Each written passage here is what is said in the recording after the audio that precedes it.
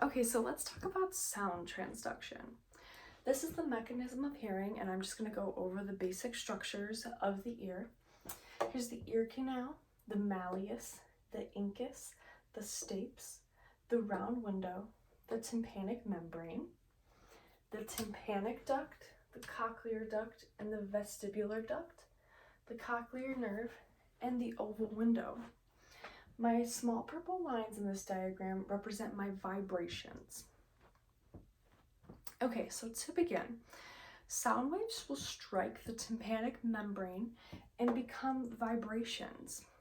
The sound wave energy is transferred to the 3 bones of the middle ear, which will all vibrate. The stapes is attached to the membrane of the oval window. There.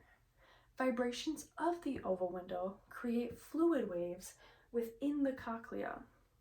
The fluid waves push on the flexible membrane of the cochlear duct. Energy from the waves transfers across the cochlear duct into the tympanic duct and is dissipated back into the middle ear at the round window. Comes back here. Hair cells within the cochlear duct create action potentials in the sensory neurons of the cochlear nerve. In the cochlear duct, there are a bunch of hair cells called the organ of Corti that will bend in relationship to the sound waves in the perilymph. The organ of Corti has specialized hair cells that will pick up on the vibrations. It has cochlear nerves coming off of it that transmit action potentials from the hair cells to the auditory cortex structure of hair cells. These are hair cells, and I'm just going to talk about the structure really quick. We have the stereocilia, protein bridges. This is the hair cell, and then the primary sensory neurons. Here's what is happening in the hair cells in the organ of Corti. The tectorial membranes are at the top. At rest, they are sitting up. When the vibrations come, the hair cells will bend, and if they are excited, they will bend and pull on proteins that open up channels that allow for depolarization.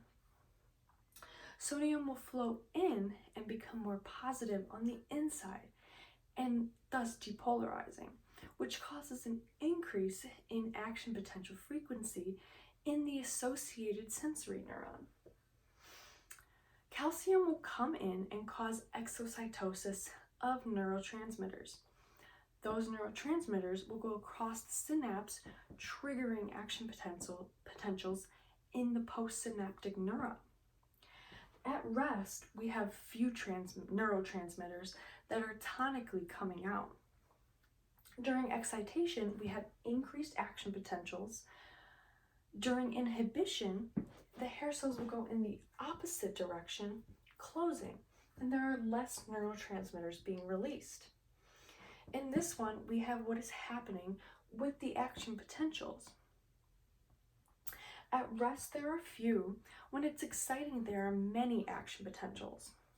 When it is quiet, there are fewer action potentials.